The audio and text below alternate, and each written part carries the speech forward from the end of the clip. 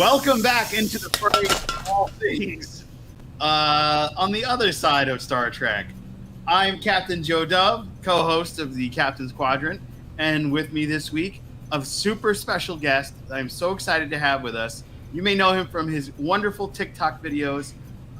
Just like Jason, we're talking about Star Trek Guy. We are so happy to have you here in the Captain's Quadrant. It is wonderful to meet you. We've been chatting just a bit before the show launched. I just wanted to make sure that you got your grand entrance. He is incredible. He's from the Midwest, to me, definitely. And if there's anyone that knows Star Trek as much as six-time Chula Grand Champion Jason, it's Star Trek Guy. And like I said, we're just so excited to have you with us this week in the Agony Booth on the Captain's Quadrant. Also joining me on vacation is our co-host Vacation Jason, who is going to be a little bit delayed. So when you hear him, just give it a second, and then his voice will then come. I mean, he's going to be slower than usual? Wow. That's That's sad. not good, is it? That's pretty bad. Yes, I'm currently in a hotel room. I'm currently not wearing any pants, just to let the audience know. Pics or it didn't happen. That's right. Yeah, it's going to be a bit glitchy today, folks, but here we are. The show must go on. That's right. And finally, who can we lean on most than our, like we were saying, six-time Chula Grand Champion, Jason, our other co-host, a longtime member of the Captain's Quadrant. So let's just hop into it. Let's get into WTF did we just...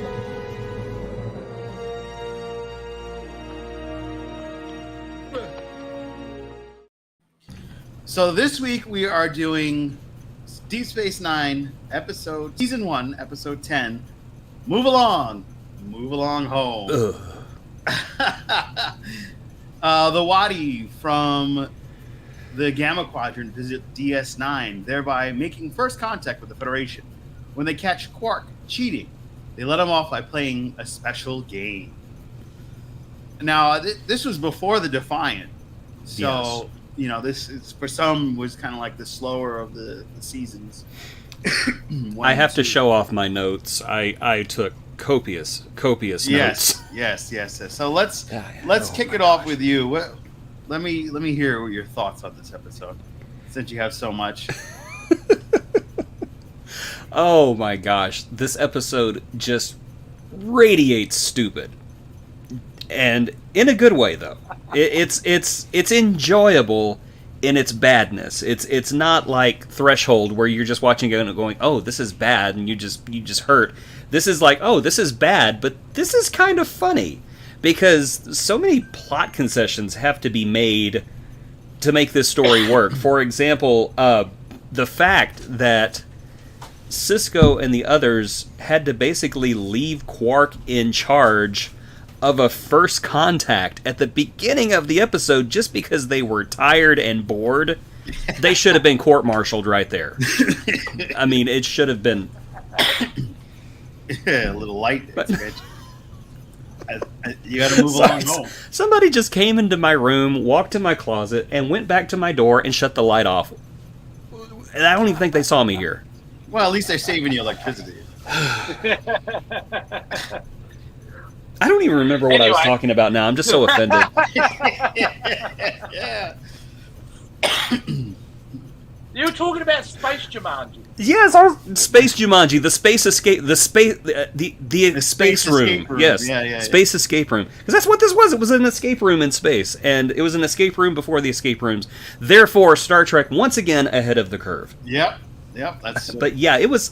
I have lots more to say, and oh wow, it's like a rave. That's nice. I have a lot more to say. I'm going to kind of sit on it for a little bit. But yeah, there's thoughts. There's lots and lots of thoughts. All right, I'm going to give control over to Star Trek Guy, our special guest this week. And go ahead and tell us your thoughts on this episode. Well, I guess I was not in agony while watching it. I find the episode very enjoyable. I will admit it does bend the normal logic of Star Trek, but I think that having a good, nice, silly episode every once in a while, as shown by Strange New Worlds, is a good thing. True. Vacation, Jason, tell us, what are your thoughts on this episode? And I think Star Trek guy kind of nailed it. It's a fun episode. It's meant to be a fun episode. There are elements that really don't work, but there are certain elements that do work, and I think we get to discover Quark quite a lot in this episode.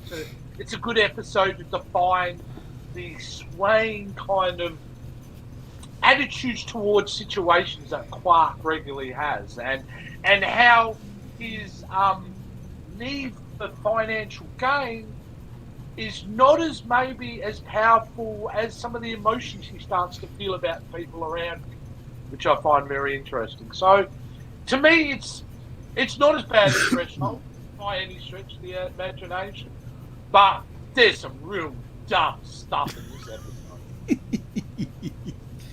Oof. Well, for me, I'm in the best of both worlds on this. It's very silly, like Star Trek guy said.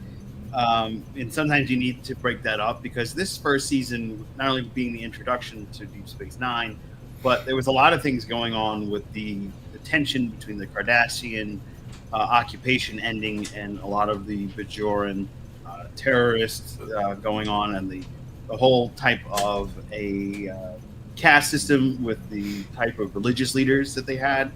And I remember, if I'm not, correct me, Jason and Star Trek guy, if I'm mistaken, but I think this season arc ended with a zealot trying to basically kick out the Federation and declare type of war, further causing conflict between the Federation and the Bajorans. So I find that to be pretty interesting.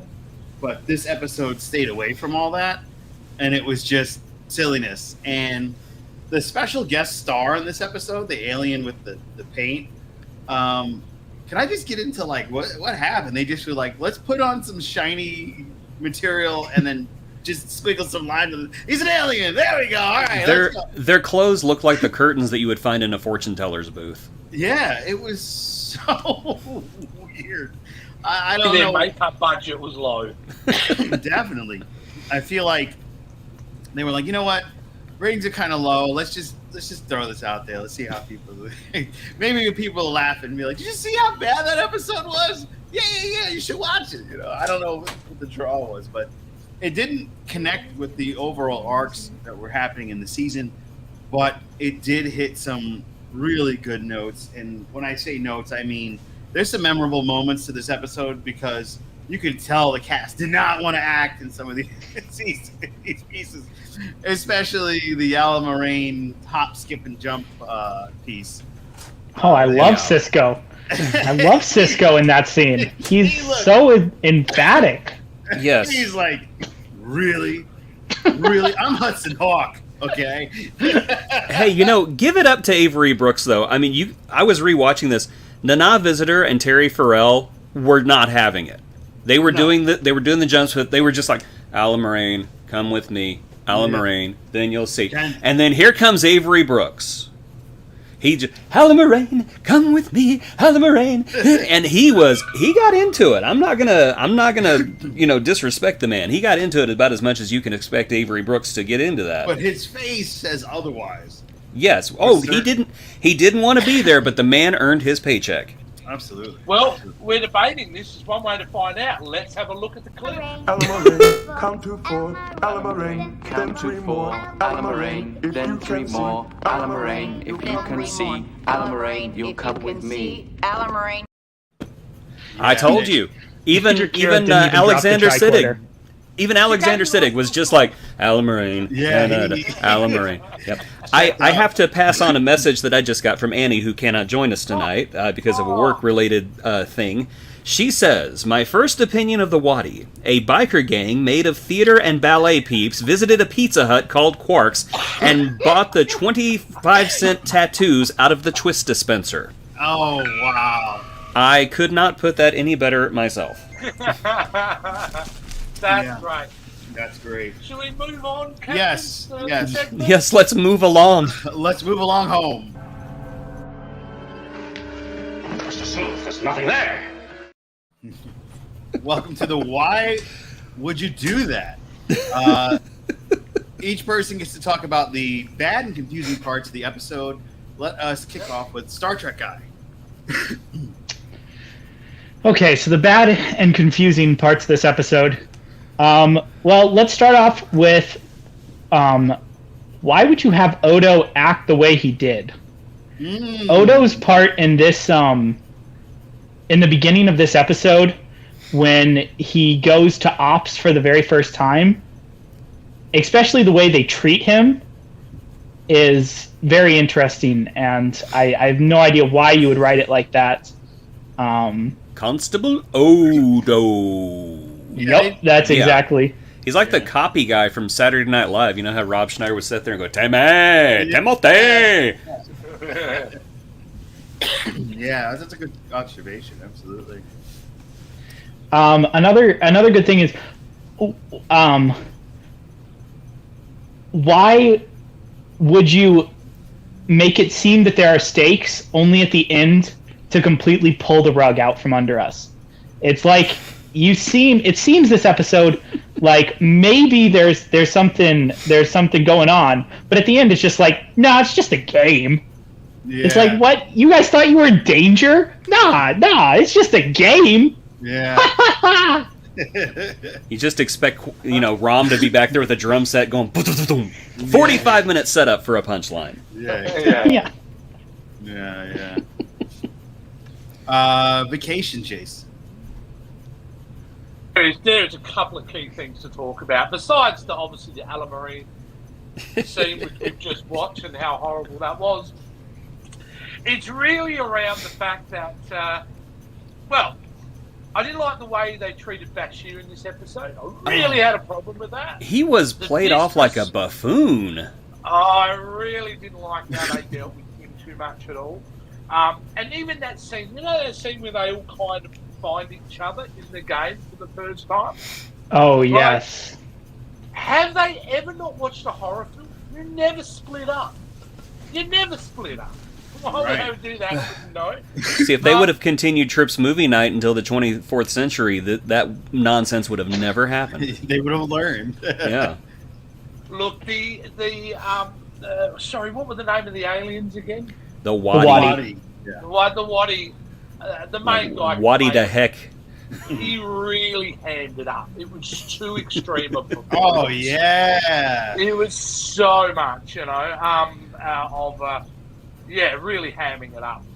I felt like he was trying to be more scary than what he had the capability to be. And the whole move along home, which they were using as a storytelling device to kind of remind the audience that, hey, this guy is threatening, just didn't work for me at all, Move along home was like, why don't you just piss off, buddy? I don't really care. They know what they got to do. The other real problem with it is, the ending is very abrupt. It then turns into, it's just a game. And then Odo going, but talk to Quark because it's his fault. And I thought that was too much kind of at the end. I thought it was probably one of the worst performances by Sisko. Can't blame him, though. I actually find the first season really tough to watch, Avery Brooks, to be honest with you, because you can see genuinely through that entire season, especially this episode, he's still trying to find the character. He doesn't have it yet. He has probably about 70% of Sisko in my mind. And it's only later on that we get, in season 2 and especially season 3, that we get to see Sisko as he's got the character, he knows exactly who he is. Nana Visitor in this, she's just angry. This whole episode, isn't she? She's non-stop. And Deep Space Nine, and we all see where these characters go and what they're capable of. It's a hard pill sometimes to go back and watch these first season episodes, because not everyone's firing at their best at this stage. No. And 6-time Chula Grand Champion. I'm breaking out my notes. Here Uh-oh, we go. Here we go. Okay, so as Vacation Jace already said, Bashir was an absolute buffoon in this episode. I particularly thought he came off as a bit racist because at one point he says the Wadi are aliens, and he says that to Kira. Yeah, that's right. A first that I've noticed, you actually see Morn speaking to somebody in the background of Quarks. Oh. I don't know if they've actually ever shown that on screen. I guess that was before they established the running joke that Morn always talked, but nobody ever saw him. But if you look, like the first scene in Quarks, Morn is in the back, and you can see him talking to a Starfleet officer. I've already said Quark was a better ambassador than Cisco. He engages the Wadi in the gaming table right off front. Cisco gets bored and leaves. They all should have been at the table with him. It was, just should not have happened that way. Quark, at one point, says, "Good Lord, they've won again," which means, in my mind, there must be a Ferengi Jesus somewhere. Cisco getting mad at Jake for staying up and doing homework with Nog is next level petty. Mm-hmm. Because Jake was doing homework with Nog, and Cisco's mad at him for doing homework with Nog. Mm-hmm. I don't understand that.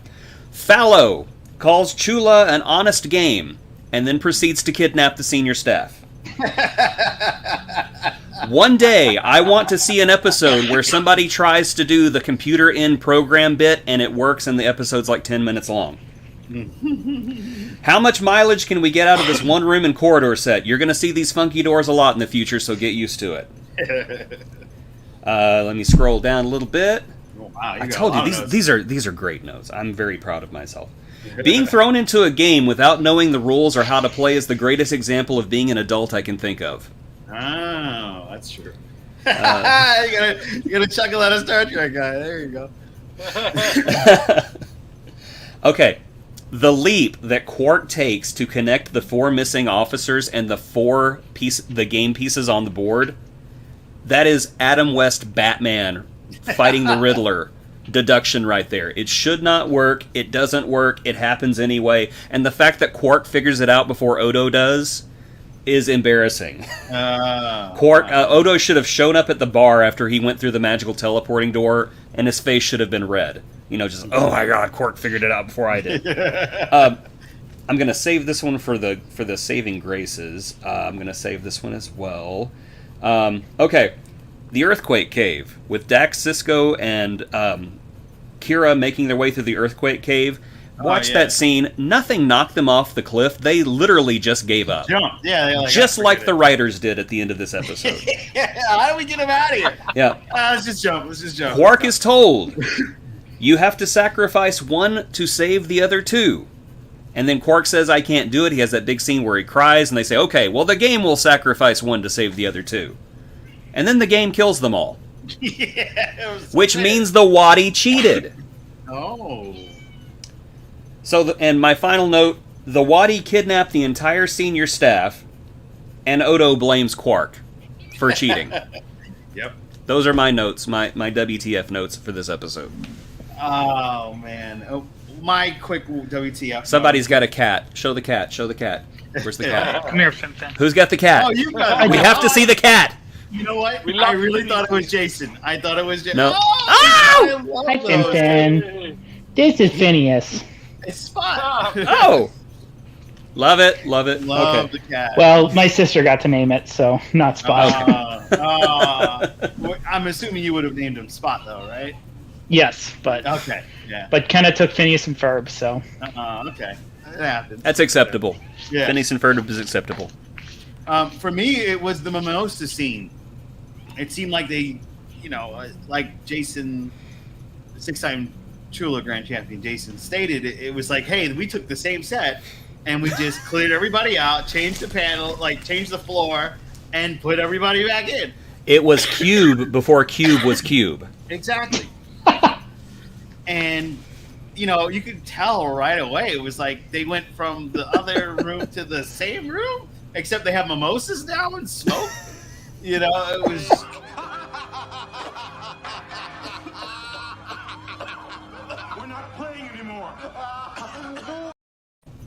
Move along home, Alamarine! All the Wadi are hotboxing that room, and it's like, Yeah. Yeah, I thought it was a Cheech and Chong movie there for a bit. Yeah, I was like, are they all high? Is that what's going on? With the mimosas. well, you'd have to be a little give me tooted the- to get through this episode. Yeah, I guess the mimosas really kicked in to move everybody along home. It was tough. Let us go forward into redeeming features. It looks like gold. Tastes like gold. It is gold. How ironic that we're talking about Quark, and that was his first appearance. As... You gotta respect the fact that he did redeem the Ferengi, though. He did. You gotta love that he just could not leave that. Yeah, I absolutely love talking about redeeming qualities. I absolutely love Armin Shermerman, Odo. This whole cast is just stellar to me. Even in subpar episodes, they just shine. Yes. And for various reasons, like Cisco in the very beginning with his relationship with Jake and him not being too thrilled about him spending time with Nog, which ended up being such a great friendship in the end, and a saving grace for the character of Nog. But it was just like, seeing that side of parenting in space that we didn't get to see in Next Generation because, Picard didn't have any kids. But that was a redeeming quality. Another redeeming quality is, Deep Space Nine is my favorite theme of all time. And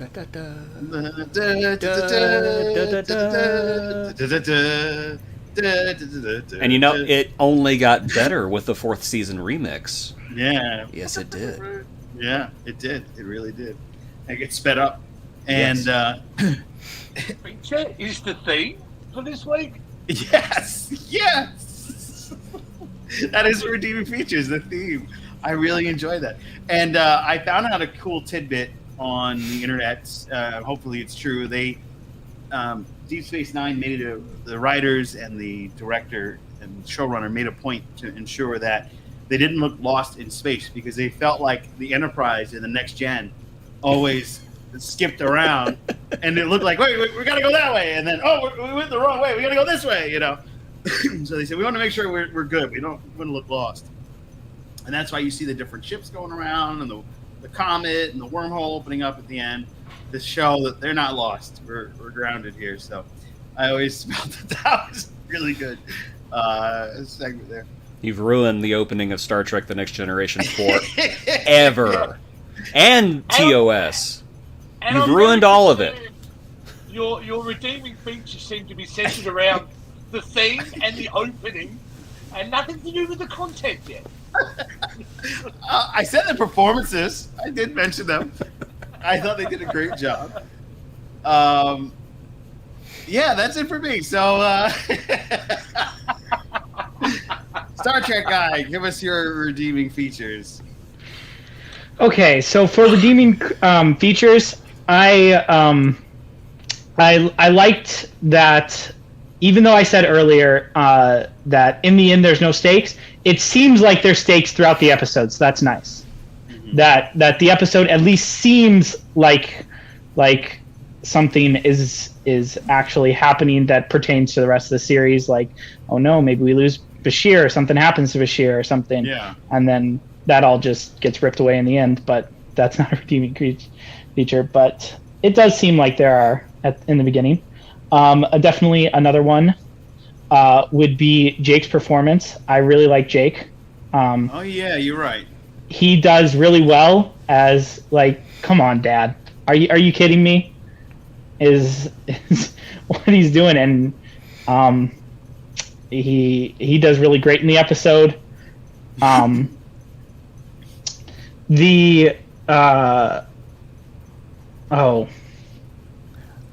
want to build on what you just said. I really liked how at this point in the series that they were still finding ways to integrate Jake into the story without making it seem forced or just forgetting he was there at all. I miss early Deep Space Nine episodes for that reason, that Jake was just this presence all the time, and he wasn't absent for like 5 episodes in a row. Yeah, like I always felt Wesley just kind of disappeared for a while, and then Wesley's back, Yeah. Yeah. Wesley's back to save the day. Yeah, Sorry, that's true. It's, Very it's true. not Wesley's back. It's He's Wesley back to save the day. everybody. Yeah, absolutely. Scene 2 was... Go on. No, you go ahead. About Jake. And the little look he gives when he has that conversation with his dad right at the beginning. And to me, it's the beginning of Jake starting to grow up and starting to maybe not agree with everything his father's saying. Yeah. You know, there's this look Jake gives like what the hell, Dad? Like, Yeah. you know, okay, I'll go with you here, but I'm starting not to buy into everything that you're saying. Right. Sirach Lofton was really not given enough to do on this show because he was a much better actor than he was really given a chance to show, in my opinion. Yeah. And who also, fun fact, has his own Star Trek podcast. Yes, That the kind Ninth of Rule. The Ninth Yes. Rule, yeah. That gets With into him and the late great Aaron Eisenberg started that together, and that was I didn't know. Yeah, they I started didn't know. that together, and then when Aaron passed, they had a really touching tribute episode to him, and Sirach just kept it going, and I think it's wonderful that he did. And now he's one of the producers is on the show, right? I believe so. Yes. Yeah, a modern producer. Or Yes. Yeah. So that's a nice connection, past and present. But all right, Vacation Jazz, tell us redeeming qualities of this episode. I just cut into Star Trek guy before. Was Oh, there yes. any more redeeming features you wanted? Well, I also just love Quark's reactions to the different things when he's like, "Oh, you've got gemstones? Bring these guys some drinks because I want these gemstones." Yeah. That- Such a delightful scoundrel. Yeah. Yes. Yeah. Absolutely. It's like a materialistic Han Solo who's scared of weapons. Right. War is good for business. War is bad for business. Yeah. That's one of the rules of acquisition, right? Yeah, That's two of the rules of them, back to back. acquisition. Oh, back to back. Oh, I have no idea why I keep doing this. it's your I think it's a thing. neurological disorder. I don't know. Maybe. It's okay. We still love you. Oh, thank God somebody does. Vacation Jazz. Go ahead. Star Trek guy mentioned Jake because that was one of the things I was going to mention. He's also briefly mentioned Quark, and I think this, to me, in the beginning of the series, was a really good episode for Quark because we get to see him go from that business, focused on business, to the fact that his rules of acquisition, his emotions are starting to interfere in his adherence to those rules. And it plays out really well here. We get to see the side of greed, obviously, and things like that, but we also get the side of he doesn't want anyone to get hurt. Right. Which, He still has to a me, good. was the first time, Right. for me personally, that I felt the Ferengi showed that they had some sort of, Compassion. you know, I was going to say humanity, but that's ridiculous. They're Ferengi. No, the Frank. But yeah, I thought Quark was quite strong in this episode. In a quite a silly episode, and I love the concept of the game itself. I'm just a bit disappointed I never got to understand the rules because I really wanted to know how the game properly worked. But again, if we knew that, then the whole episode's screwed because the main thoroughfare for the episode is that as an audience member, you don't know because Quark doesn't know, and that's supposed to build tension throughout storytelling. But Jason, he didn't say the rhyme. Play the clip again, but I ain't saying the rhyme. Look, yeah. Probably performer in there is Bashir, even though he's played like a buffoon.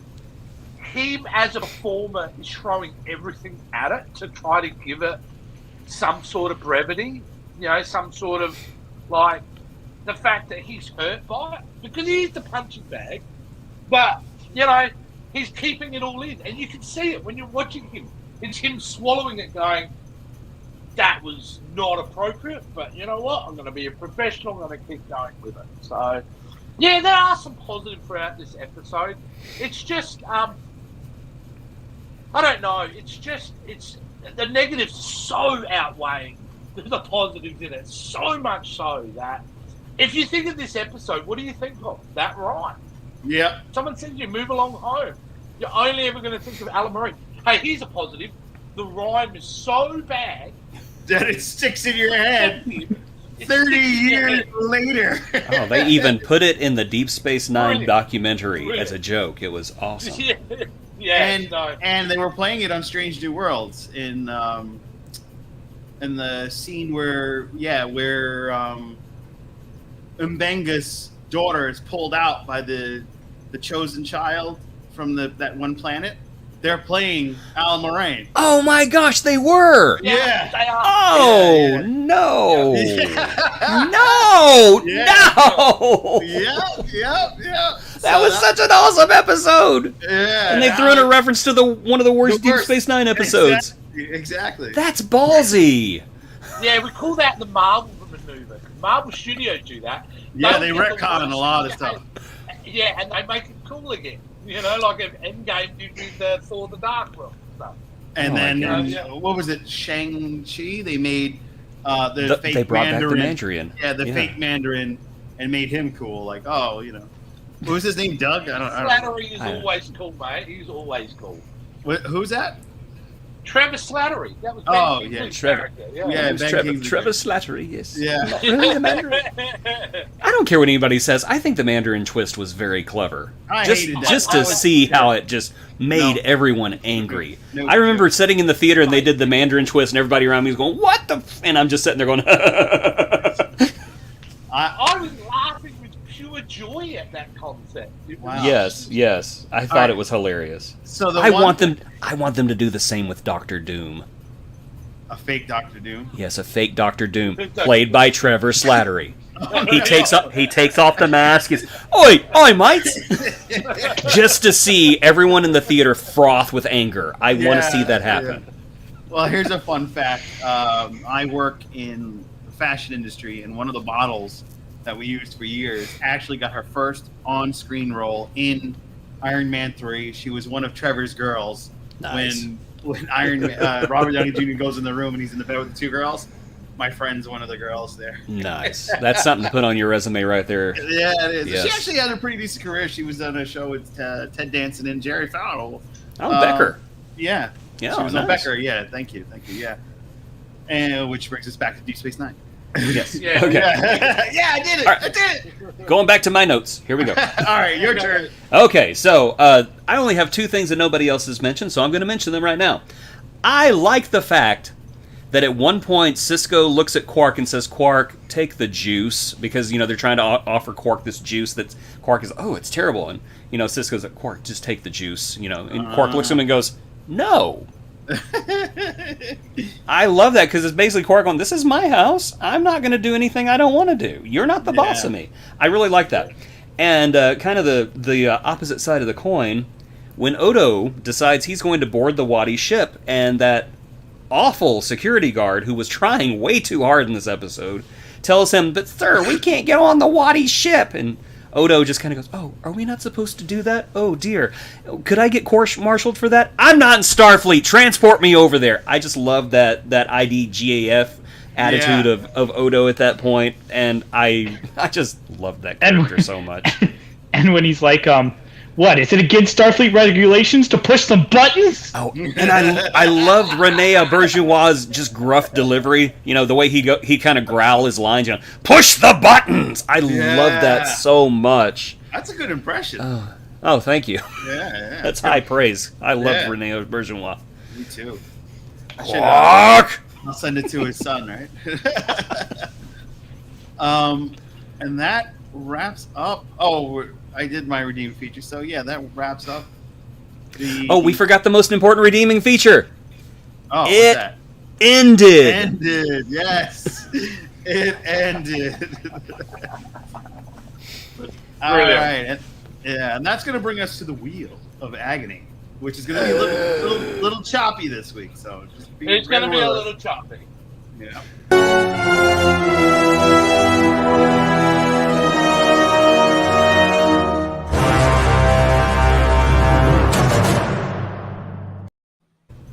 That is so dramatic. I love that. It's so dramatic. Just bear with me as I bring it up. Okay, so this is where we spin a wheel, and the wheel is going to look a little bit off, but it's still a good wheel. And this is going to dictate what we're going to be talking about on the next episode. We will spin the Wheel of Agony. It will choose Alamarine. Video this week. It is going to be very choppy, so I do apologise to you guys. But it is vacation, Jason. So yeah, he's out and about. So, I'm out and about, living my best life. So here we go. We're going to spin the wheel. Now you can see it's very choppy. Wheel of Agony, turn, turn, turn. Show us the hell in which we will burn. Alamarine, count to 4. Wheel of Agony, spin once more. 3, 2, 1. I'm going to press stop now. What does that say? I can barely see that. Let me have a look. It's the original series. Oh no! The Way of Eden. Please have me on. This is one of my favorite episodes of the original series. Really? I love this episode. It is the worst episode ever of Star Trek. That's it right there. Oh, it's so bad. I have to have you on Star Trek. I love this episode. Oh, yeah. I absolutely. This was one of the very first episodes I showed my mom when getting her into Star Trek. Wow. Why would you do that to her? Because I love this episode. I find it so funny and so fun. Brilliant. Excuse me as I die. You've got your ticket. You've got your golden ticket. You're in. Oh, yeah. Oh, this is great. I was hoping. I reckon I've seen this episode for 30 years, guys. Yeah. It's been a while for me too. I just remember I'm not even going to say it. I'll just hold it for the episode because there's something in the episode that's hilarious that I don't know if anybody's ever seen, but I'm going to bring it up. I vaguely remember it because it was one of those things when I saw it, I was like, I'm going to try to forget that. Oh, I've seen this episode so many times. Wow. Oh, man. I can't You wait are to a hear sadist. I love it. I love this. I love this. So we got some comments here. Let's go on the aftermath here. Are you going to put them up, Joe? You want me to? I'm going to put them up. We've got our friend Annie, who just saved the world by fixing the hyperbolic chamber. Yay! Thank you, Annie. Oh, boy, I can't wait to see. Oh, Yeah, she's a that's sadist, too. She's talking about the what the show was going to be picked.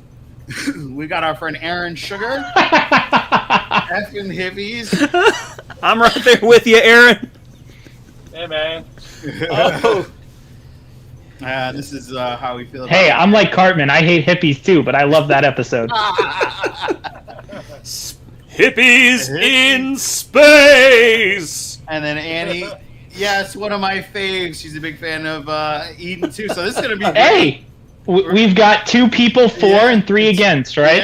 Yeah. I'll have to watch it. I'm for anything. It's just this is going to be painful. I haven't seen it in 30 years, so Okay. I'm going to hold my whether I hate it or not, so I rewatch it this week. Same. Okay, so we've got 1 that absolutely hates it, 2 on the fence, and 2 who are love it. Maybe it's not as bad as I remember, but I remember it being really bad. Oh. I really thought you were going to say Spock's brain when I watched the last Agony Booth, and you were like kept on talking about how, you know, when it comes on the wheel, I'm going to say that this is the worst one. I'm like, he's going to pick Spock's brain, isn't he? Spock's brain is like hilariously bad. Okay. The Way to Eden is just cringe all the way through. But I will give it another shot because maybe I just don't remember it as fondly. Maybe time has softened me a bit as it has softened my midsection. Aaron sent another message there, Joe. Yep. We've got Aaron Sugar. It's only 50 minutes. 51 minutes of your life that you won't get back. I'm late 40s. There's lots of minutes in my life I'll never get back. What's 41 minutes more? 51. Oh, 51. Yeah, you get an extra 10 minutes of space. Spock's brain is definitely on the wheel. At least I hope. I believe it is on the wheel. It's gotta be. It's gotta be on there somewhere. Absolutely, Annie. It's on there? Would you not? It's absolutely on there. I think we gotta add a replacement episode, though, now that we've knocked off another one. We've knocked off 3. Yeah. No, you knocked off 2. Yeah, Yep. 3. Three. Oh, yeah, because Threshold and this one and, yeah. So. We need some replacement episodes. Home is updated, except for this one we've just spun. It's just because, I'm in a different city. I brought the old one like a dummy. You're on this thing called vacation, right? Yeah. Shore leave, as they call it. Yes.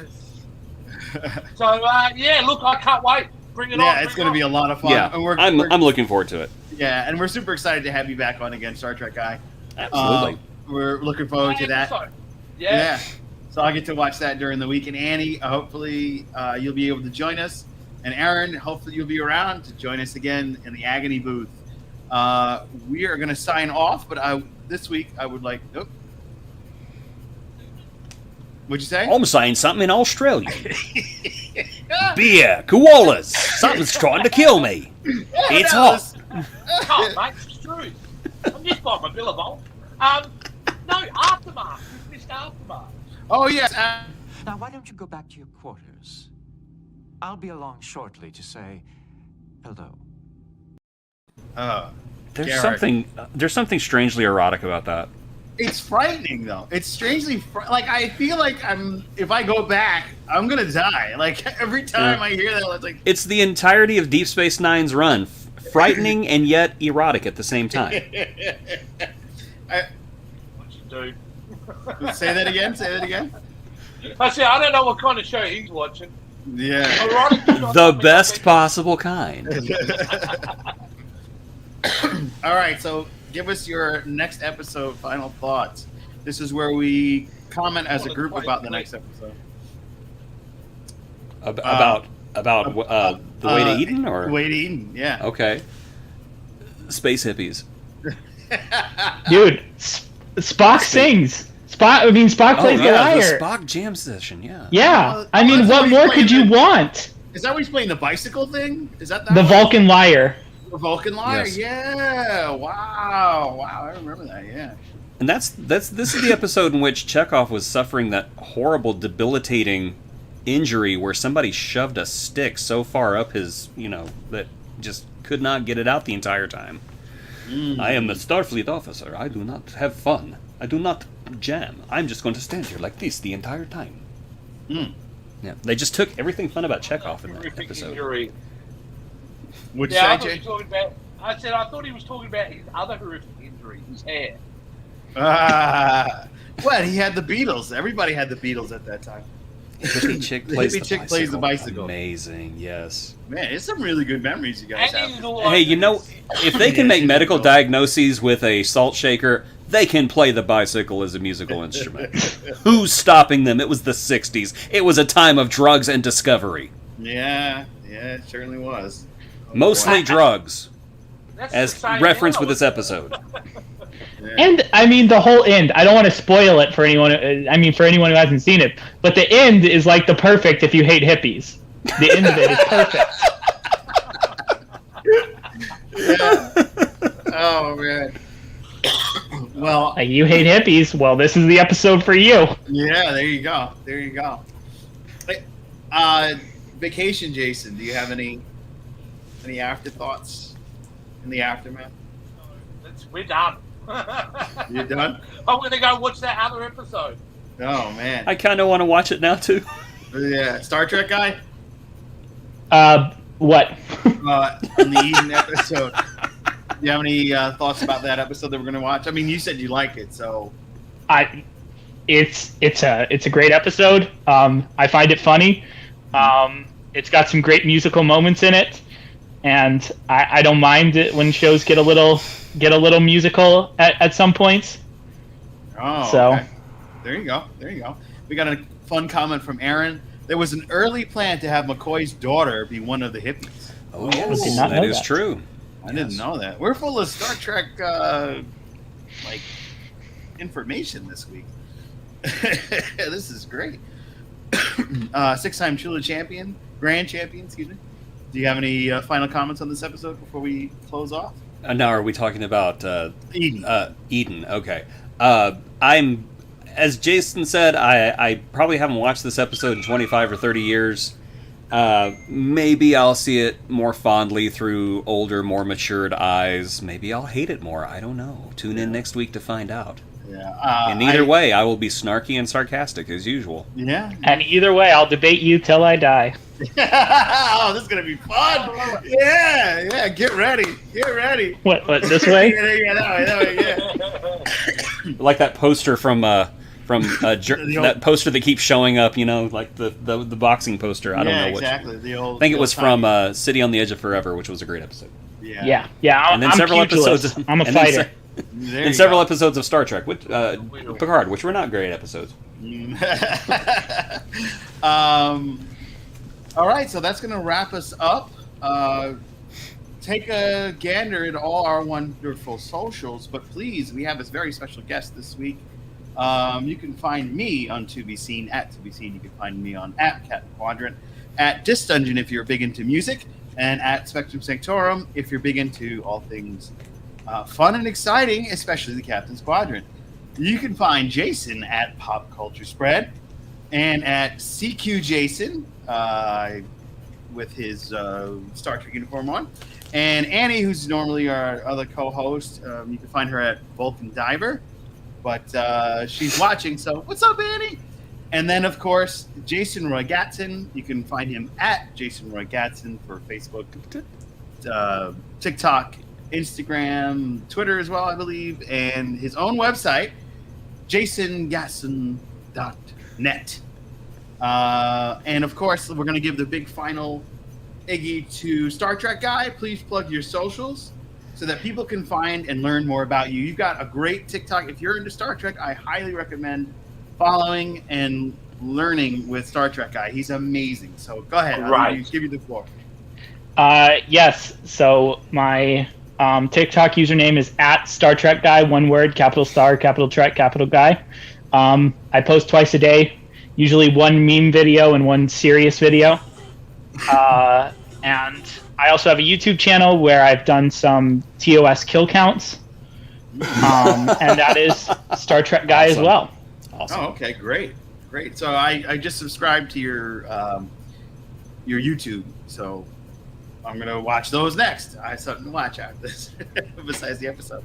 That's going to wrap it up for this week. Thank you for joining. Thank you for listening. And if you're listening to our podcast, thank you for downloading and listening to the Captain's Quadrant, the Agony Booth. Pray for us.